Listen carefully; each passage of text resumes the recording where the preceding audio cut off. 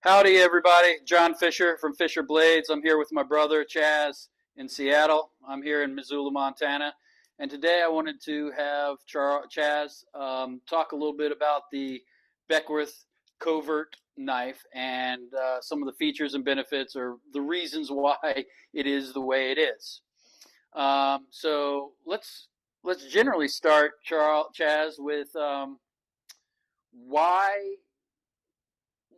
why pocket carry for a self-defense knife? Why did we design this to be uh, kept in the front pocket? Well, the reason for that it really has to do with access, right? When you're in need of a self-defensive tool, you want as reliable and ready access to that tool as you possibly can have. And of course, there are situations where maybe some other carry might be better, might be more ideal, depending on what sort of position you're in and how you might be tied up or not tied up with an opponent. But generally speaking, the easiest and most ready access you're going to have to a tool is going to be in the front area by those front pockets. So Right, that if you're tied up in a bear hug, or you got you in some sort of a lock, it is kind of kinetically easiest to access that front pocket area right, versus, say, hip pocket or back pocket, or even the belt area. The belt area could be potentially impeded by clothing you might have or whatever. So, I mean, I right, like some of those carries for some other things, but right. for defensive carry, I really like front pocket. And just to kind of show you a little bit more about the sheath and the carry itself. So we designed the sheath itself to be as slim as possible, to be as narrow as possible, so that when it's put in the pocket, and I'll show you here in a second, uh, when it's in the pocket, you can move that sheath all the way over to the extent of the pocket on this side toward your side, so that you can have access in your pocket for other things, it could be phone or keys or whatever else you keep in your pocket. And like I said, slim enough so that it's not bulging out. And in terms of the orientation of the blade itself, we did a slight cant toward the rear to keep this part of the blade, if you can see, from digging into your hip, like when you're sitting down in a car or you're moving your leg around. It tends to ride a little bit to the side rather than being right here where it might dig into your Right. hip flexor right there. So that's the reasoning behind the front pocket carry, how we designed the sheath. Well, the other part of it is we very specifically did not make it deep carry, meaning concealed deep carry, where the knife itself was all the way down, so that you could actually access it for the draw, right? Right.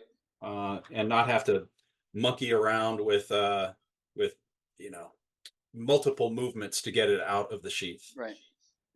And I guess part of that too is comfort because some people might carry, like you said before, on a belt or even in the back pocket, but that would be pretty uncomfortable to be sitting on a knife in your back pocket or even on your belt. It can be very uncomfortable when you're sitting down and moving about. So, Yeah, um, I think comfort is an important part of being prepared for defense, meaning that if you're, for example, if you're concealed carrying a firearm, a pistol, if you're constantly messing with it because it's uncomfortable, anyone can know that you have it. First of all, it's yeah, not very concealed if you're always messing with it, and it keeps you from being able to look around you, being aware, et cetera, et cetera. So yeah, comfort is not just like, oh, it's nice that it's comfortable.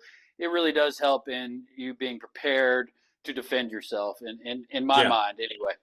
Yeah, and not only that, but if it's comfortable, you're not gonna be disincentivized to do it every day, right? I Right. mean, let's face it, Right. who wants to be uncomfortable every single day? And so we did make it so that it's comfortable to carry. Another quick note on the the idea behind the exposed pommel is that in some states, like where I am now in Washington, if you have a concealed fixed blade, that's kind of a no-no in terms of the law. So it is legal to open carry a fixed blade, Right. but they frown on concealed carry of a fixed Right. blade. So this is clearly not concealed. It's not meant to be concealed. It's really meant to, to for what it's meant for. Right. It kind of ticks that box as well. So that's the most of the ideas around the carry, and of course Kydex, because that's a really nice material that is flat and slim, durable, and it can get wet. Not that it would in your pocket necessarily, but it'll last for a long time. Well, tell me a little bit about why you designed it, the blade itself, the shape it is, Okay. and just the general aspects of the blade part of the covert of the Beckwith covert. Sure, sure. Well, let's just start with one of a few of the most obvious features. One of the obvious ones is this aggressive thumb ramp that we put here, which um, was designed. My idea behind it is that my favored grip on the knife is a saber grip, which is this grip. So this is hammer without the thumb. This is saber grip. And the idea behind it is that I get control over this blade when I'm slashing with it. I get to penetrate better on my cuts rather than not having that. If I don't have that, my articulation is a little bit less controllable. With this, I Right. can really push down on that as I am making a cut, and so I Yeah. get It deeper cuts it, with it the thumb ramp. introduces it introduces a lot of leverage to that It motion. introduces leverage. Yeah. And Yeah. then another aspect of it, which is beneficial, is on stabbing, on penetration of the blade, into material. This thumb wrap also protects the thumb as it's going in, That makes sense. Right. just like this finger guard protects, Right. right? Those are both included there to protect the hand as it goes into a stab wound. Right. So Okay. those are the reasons behind this and this. And of course, we do have jimping here on the thumb ramp to provide a little bit of extra secure purchase of the thumb skin to that thumb ramp. Right. Crucial if you're introducing any kind of liquid, especially something like blood or similar, where it's pretty easy for your fingers to slip off of that thing and become a Exactly. problem. Yeah. Uh, okay. Well, why did you design it as a tanto as opposed to any other kind of shape of blade? Well, that was, the Tonto thing is a bit of a new thing for me.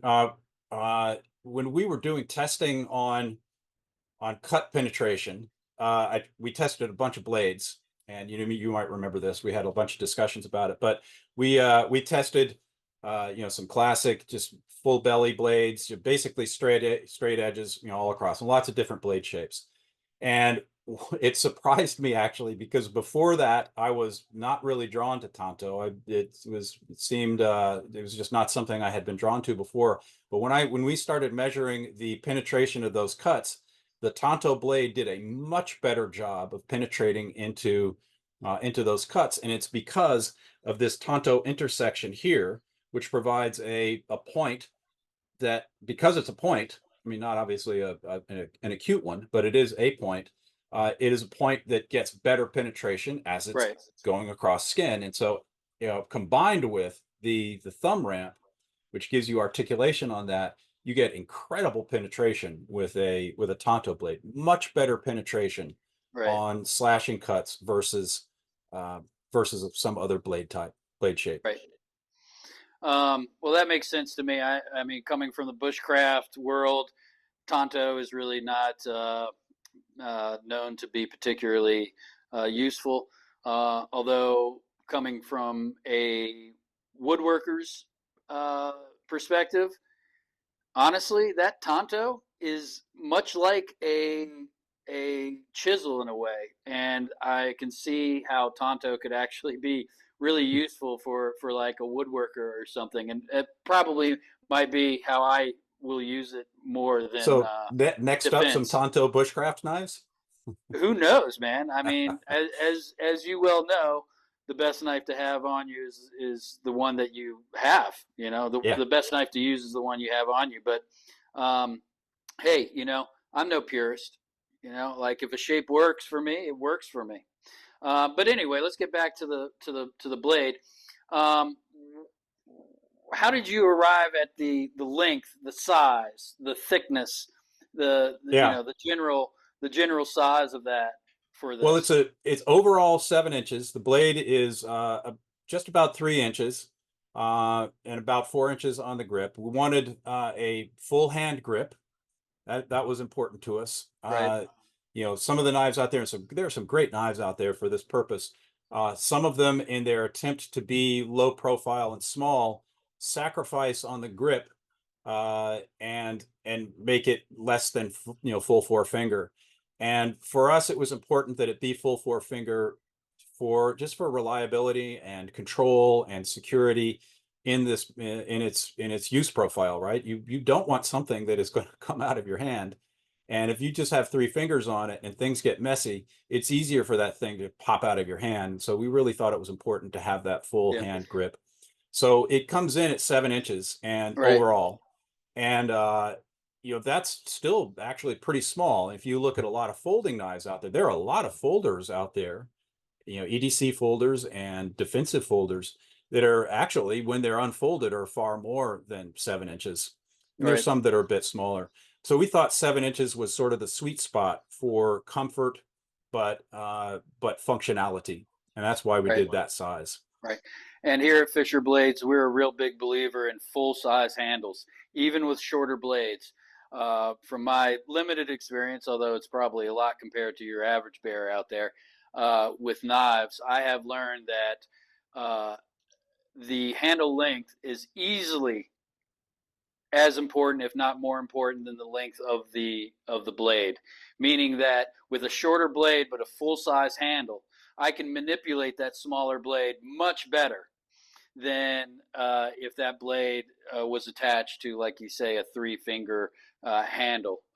So I'd much rather have a full size handle and a shorter blade because I can do a lot more manipulation or better manipulation with that. So Yeah. that makes perfect sense for a self defense as well. Uh, let's talk a little bit about the design of the pommel area towards the Yeah. end and that rear quinlan Quillen, that you designed in there. the Quillen. Yeah. I'm sorry, So, Quillen. Quillen. Yes, yeah. sorry. Yeah. So this is the rear quillen. That's what we're calling it. There are some other knives that have similar features. A lot of knives have this feature. It's called different things by Yep. different knife guys. And the pommel overall also has a little hump here, but the main kind of operating feature here is this rear quillen here. And the reason for that is when I'm going to go back to the pocket view here. So when it is in your pocket and you're going for the draw, the procedure for the draw is to put your thumb behind the handle, slide it down to where it starts to hit the sheath itself, and then you put your little finger on that quillen, and it can be backed up by the ring finger, and then that is what grips to pull, and you pull it out of the sheath, Right. and it's already in your hand, right? So your little Well, finger is there for the right. grip. Your little finger and your ring finger are basically where they're going to be when you are holding that knife for defense. So all you're doing is basically putting these two fingers on it as you're pulling it out, and then putting the Right. thumb on there. So That there's makes no yeah. Exactly. There's no readjustment of the grip when you pull it out. There's nothing to flip around or mess with, unless, of course, you've got an alternate grip that you want to use depending on your situation. But it's ready to go in a hammer or a saber grip as Yeah. soon as the draw happens. Why don't you show the jimping on the pommel and the quillen and all that, Yeah, because we have jimping on that as well. yeah. So jimping on the not sure if you can see it there, but there's jimping, as we mentioned, on the thumb ramp, and it's not hyper aggressive, yet we think it's there enough to provide some purchase on the skin. And the same applies to this area on the top, the little hump at the top, as well as in this area around the quillen. And that's really just there to give your skin purchase on that surface as you're drawing so it doesn't slip off. If, Right. something for some reason, it would be slippery, right? So that's the reasoning behind that jimping. So, what else about that handle design do you find is important? Well, we very specifically made it flat, and we made it as thin as we could, yet still be uh, beefy enough for a good grip. And Right. so it comes in at just about 0.5, 1/2 of an inch, uh, with the scale and the liner itself, and of course the blade and the other scale. That is small enough to be carried every day and all the time without it being intrusive on your other activities. So it's not going to poke it, give you a big hump out of your pocket or just kind of get in the way. But it's big enough to get a pretty good grip on, and it is flat. We very specifically did not radius these scales. It's flat in part for that reason, because that would have, in theory, increased the overall thickness by having material in the middle part here. But it's flat also so that it's very easily indexable, so that we Right. know where that edge is. When you pick it up, it's not like a broom handle and you kind of wonder where is the edge along the circumference of this broom handle. You pick it Right. up and you know immediately where your edge is, and Right. your thumb naturally goes to the thumb ramp. Your little finger, of course, is indexed by the rear quillen. Your index finger is indexed by the finger guard, and it sort of locks in there. And even if you have some bigger hands and you bump into the quillen more, you still get 4 fingers, and Right. everything is indexed. So that's the idea behind the flat handle and the thickness of the handle. And what about the actual shape? How you have basically kind of two planes on or two angles on each side. Yeah. Well, overall, what we wanted was a canted blade that gave you that assisted in that penetration thing, right? Right. If it's just a completely straight, you've got to work harder to get that penetration. That And so leverage. this is Yeah.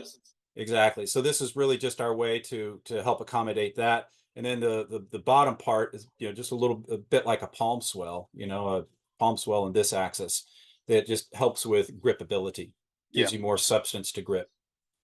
Well, I have to say that having looked at your design, and I did help a bit with your design on smaller details. Although you are certainly the designer of the knife. Looking at it, it's one of those designs that when you look at it, it looks pretty um, faceted, and that it might not be super comfortable. And it surprisingly fits in the hand really, really well. And the indexing is extreme. I mean, you literally could be deaf, dumb, and blind and know exactly where that blade is and at what angle you're holding it, etc. So it's surprisingly comfortable for just general use. I found as well. So, Yeah. anything else that you want to mention about the Beckwith? Well, just to kind of underscore that point of indexing a little bit more, in defensive application of anything, right? Whether it's a firearm or a knife or some other tool, being able to index in every aspect of deploying that tool, both its draw, any sort of deployment that it might have, if it's like, say, a folding knife. Being able to index is a really important part of the use of it, because in moments of high stress, which self-defense moments are very stressful, the if you can take out the thinking and decision-making time that you might have to otherwise use, you can use that time for taking care of business. And so Yeah, that's why right, indexing is so incredibly important in stressful moments, because it takes away variables. You're right, indexing on the draw, you're indexing your thumb as you go down for the draw. Your hand is automatically indexed on the knife for its grip, and so there are no adjustments that need to be made, right. generally speaking. So the indexing part was a really important Yeah, component of the design. And you're right, I was maybe a little uneasy about the faceted angular nature of this thing when we were first coming up with a design, but because of the radiuses we do have, the micro radiuses we have in the scales, and we took out some of the sharper turns of planes, it's quite comfortable. I mean, right. I wouldn't want to whittle all day with it, but I would certainly open something up. made Well, it open up. if you have to whittle something, it's better than the alternative of not having a knife or having some like Yeah, little Swiss Army knife that isn't really very big yeah. or able to be manipulated. All right, well that's cool. Anything else on the knife? No, it's going to be available Okay. soon for pre-order, as you know, right? Yeah, We're pretty excited about that.